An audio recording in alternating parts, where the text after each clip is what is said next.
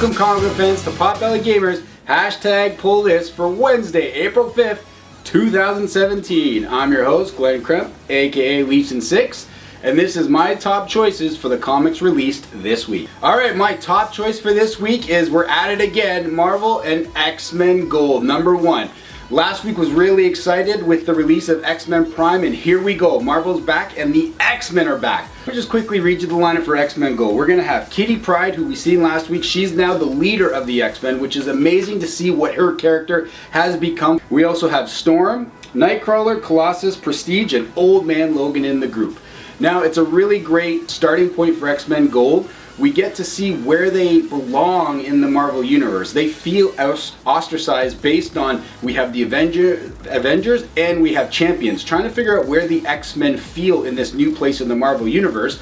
Of course, they save the city from Terrarax, and people are still very, oh, they're X-Men, oh, we don't want to talk to them kind of thing. It was really good, really enjoyable. There's also some little fun things. As we know from X-Men Prime, they relocated the Xavier's mansion to the middle of Central Park. Kitty Pryde does talk to us about that, where she does state that, hey, they got permission from the mayor to put the mansion in the middle of Central Park. Well, guess what? In this issue, the tax bill comes for them putting the mansion inside Central Park. Kitty Pryde actually really taking control of the X-Men and not just leading them in the team, as in paying their taxes and getting everything on top of that. As well, the very last page, not to ruin it very much spoilers, but we have the new Brotherhood of Evil Mutants, and that's where this story arc is going to go. Highly recommend this, X-Men Gold. Love that the X-Men feel great again, and they're back in the Marvel Universe. Next up, Uncanny Avengers #22. Now, this is a pretty good read. We have a lot of stuff going in here. This is also a prerequisite read for the next issue, which I'm going to talk about, which will be the Steve Rogers Captain America. But in this issue, we get into Red Skull and pretty much them performing the operation to take out that little piece of brain that Red Skull has from Charles Xavier in his brain, Red Skull's brain. Yeah, that's right. So we have that, and we see what Rogue does with the brain once they get it. Again, Captain America gets to the hospital, wants to take control of that part of Xavier's brain that the Beast has now extracted out.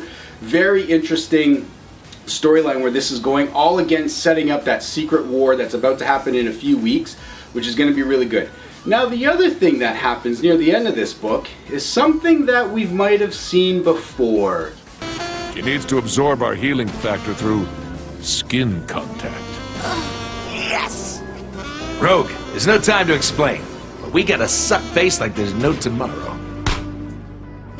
Oh, I'll be gentle and darling. Hey! Holy shit! Yeah, that's right. So, Rogue and Deadpool make out in this issue. And again, as the video, that is kind of crazy that from a video game back in about 2003, we had a scenario like that, and then now come all the way forward to this comic and we have them making out again, which is really crazy. The prerequisite, as you see in the front of this one, which is the Steve Rogers Captain America #15, is that they do recommend you read Uncanny Avengers #22, the last one we just showed. And that's just to kind of find out why Red Skull is in this delicate state. Here is another huge comic that's setting up secret war that's about to happen. I'll give you another spoiler alert. This is a huge book for what's about to happen in it. We do now know that Red Skull does confide into Captain America, or I should say Steve Rogers, that he was the one that placed all that information inside of his head. And we get the full effect of what Steve Rogers is doing as him and Red Skull come to a little bit of a disagreement, and very much Steve Rogers believes in what Hydra wants and think Red Skull has been not leading them in this direction. Again, I gotta throw the spoiler, huge comic, Steve Rogers, for the umpteenth time, kills Red Skull. Throws him out and brings Madam Hydra and everybody else onto his side to see if he can take Hydra to where he believes they should go. A really huge book, and again, with Secret War about to come out, a great read and really setting up something extraordinary for the Marvel Universe. Is that good? Yeah, that was good. I'm surprised by the pro-Marvel vibe I'm getting from that. Are you really? Yeah. Alright. Next up will be Marvel's comicization of Star Wars Rogue One. It's been a crazy week for Star Wars fans. Obviously, yesterday was the DVD home release of Rogue One, which we've talked about on the podcast, if you listen to on allgames.com, the Potbelly Gamers podcast, that there was no deleted scenes on the DVD. So we don't have anything. You might have seen the commercials and you're like, oh, there's all these crazy awesome scenes going on. Well, this comic is going to deliver a little bit of that. On the very back page, we do have a nice little write-up from, sorry, just getting his name, Gareth Edwards, the director of Rogue One. He's just explained that there was a lot of stuff in post-production that they didn't add to the movie, but it has been added into the comic book. So we have a lot of great scenes. It starts off, we have Brody Rook, you know, the pilot who does escape to Jeddah. His scenes on here with Galen Erso letting him know on, hey, you gotta go get this message out. We get to the scene where Jyn Erso is in the jail cell with that weird looking alien guy. What's really cool there is he's planning to kill her, and that was her last night. He goes, rest easy tonight, because I'm gonna kill you in the morning. We also have a lot of other little scenes. Again, this is only the one part of it.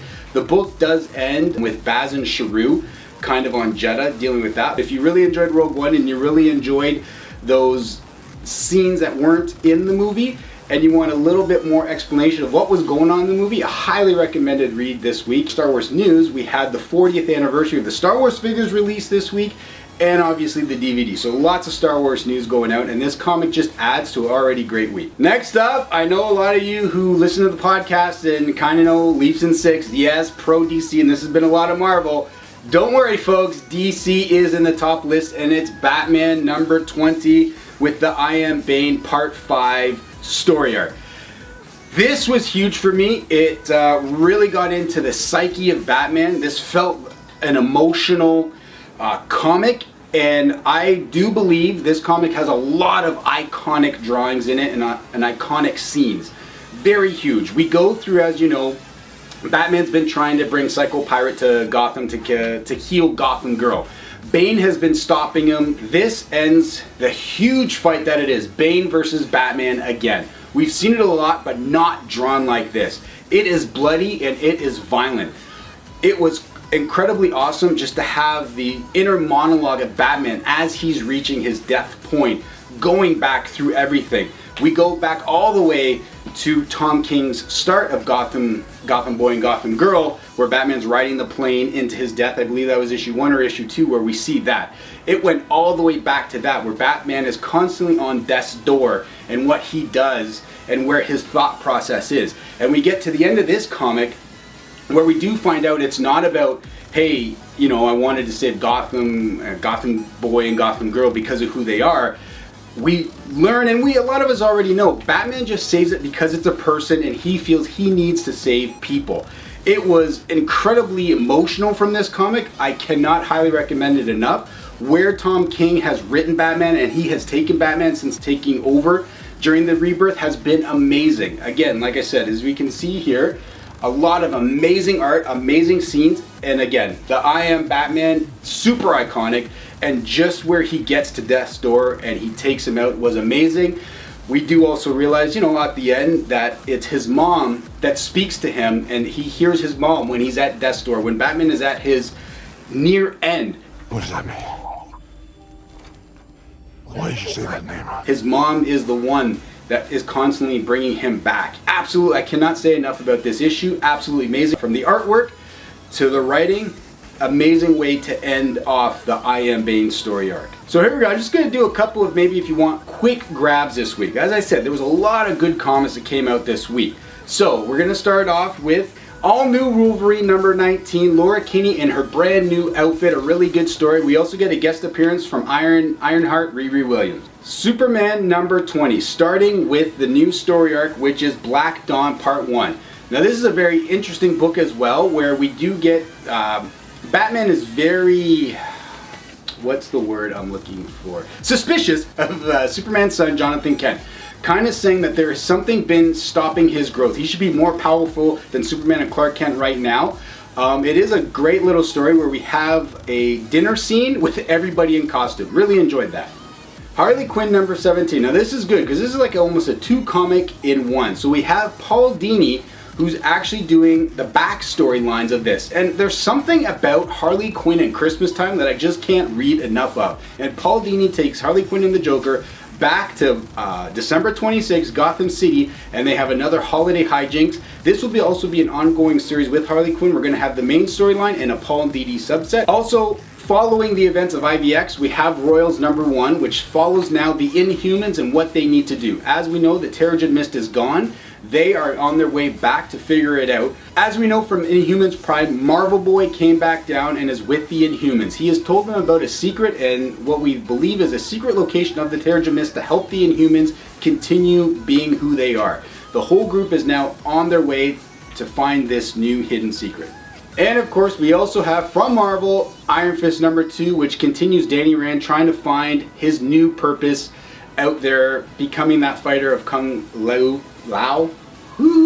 Again, because of the Netflix series, lots of anticipation around this comic, but it is a good read and lots of fighting sequences. Good read to read.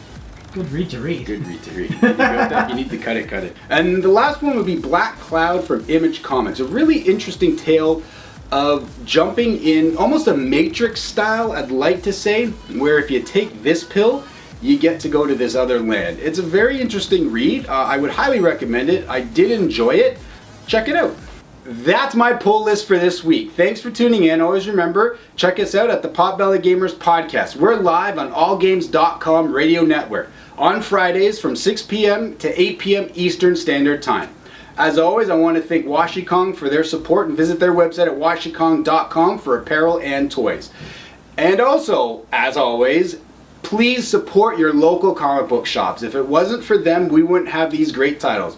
And also, get ready because coming up on the first Saturday in May will be Free Comic Book Day. Always exciting. There'll be lots of great titles from then. Until then, see you next week. Woo.